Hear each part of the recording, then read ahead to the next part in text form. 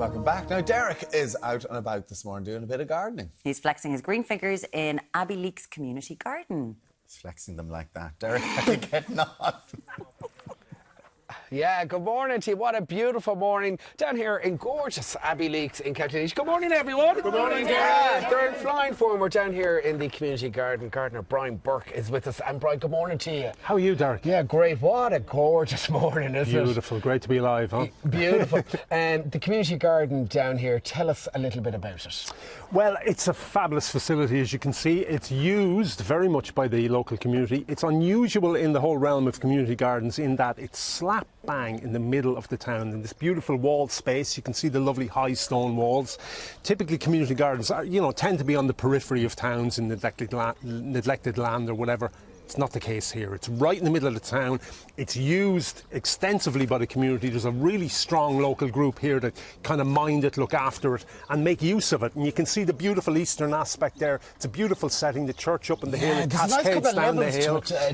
It's cascading down the hill. It's a beautiful setting. Yeah, and of course it's a walled garden. Yeah, exactly, which creates a microclimate. So anyone who's knows anything about gardening will know the importance of a microclimate to create the conditions that certain things will grow. Like the wall behind in front of us there is a fig growing on it, Okay. Things like that. So you can do things in a microclimate that you can't do in a macroclimate.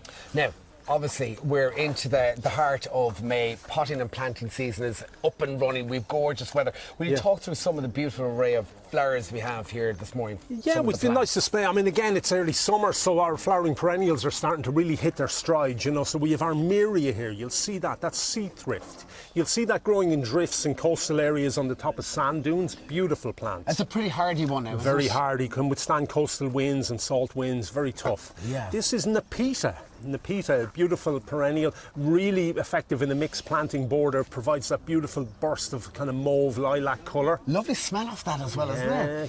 Catnip. Catmint. Oh, catmint. Yeah, exactly. Okay, gorgeous. Next up then, Brian. Salvia. So that we've two types of salvia. We've a taller one here and this one here. Beautiful, strong summer flowering perennial. That'll power on all summer till July, August. Okay. And again, really, really important as a constituent of a mixed border. I'm loving this one as well. Yeah, cosmos. You can't beat a cosmos.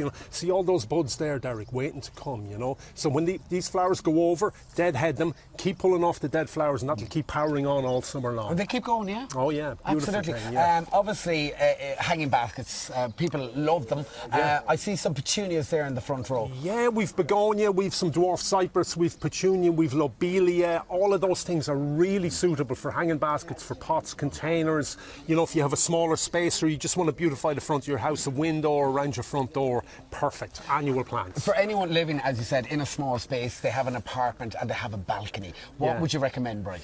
Well, the thing to remember about balconies is, and what's often forgot, is the vertical space. So when you walk out onto your balcony, typically you have a wall on either side, left and right, so vertical gardening. So a bit of trellising, some sort of wire framework maybe. Think about vertical, things like jasmine, clematis, passion flower, cup and saucer vine, things like that. Honeysuckle? Honeysuckle, be nice, yeah. Exactly, beautiful. Native climber, works really well in a climate. Garden upwards, as well as planting on the level, in containers and pots, smaller stuff. And of course, you're bringing in the biodiversity as well. Absolutely. Think about pollinators. Now, let's talk about vegetables as well, fruit and veg and the edibles. What have we got here? Okay, so we have a cucumber plant, we have strawberry here, we have a tomato, okay? Now, this tomato has been started from seeds, so as you can see, it's outgrown its home here, so we need to pot it up, okay? So what we might do, I know you've got off scot-free here the whole morning, so I'm going to start putting you to work. Yes, so I've got my little tomato plant here. Okay, beautiful. So decant that. We're going to pot it up into this one now. So we need Now you break up the roots, obviously. Not necessary here, just because they're developing and they're not root bound. Okay, So they're nice and loose. So I wouldn't bother with that, right? So I think we want to take that level up a small bit, Deric. I'm just going to add a bit more. Okay. A little bit of compost here. Yeah. Gorgeous. Okay, beautiful. Now, I'm doing okay, aren't I? They're keeping a very close eye on me here this morning. Now centre that. Centre that up, yeah. Beautiful. Now, a little bit more compost in it. Now, feeding. It's very important when you're feeding these plants. Very important to feed. Now, so we're going to use, this is a seaweed-based plant food. It's made by, in the west of Ireland, in County Galway, it's the Nature Safe range, right? So this is important stuff. This is really showing the way now in terms of sustainability in gardening. It's produced by a process called cold pressing, right? So they harvest the seaweed, they cold press it, they extract the goodness from it. It's got packed with macronutrients, micronutrients, plant hormones, auxin for rooting and development of roots. It's sustainable and it's also very good for our soil biome, So let's put soil a little bit ecosystem. in here, yeah. So, Obviously, and it's organic as well. yeah, absolutely. Okay, in we So go in what here. we're going to do is, that is a 50 ml. Yes. I'm going to give that to you. I'm going to put you to work, like I said. Okay, So off you decant go. 50 ml into that. 50 ml in here. Boom, boom, boom, boom. Is that okay? That goes into 5-litre pot here. So put it in there. Now there. we're going to fill that off with our water.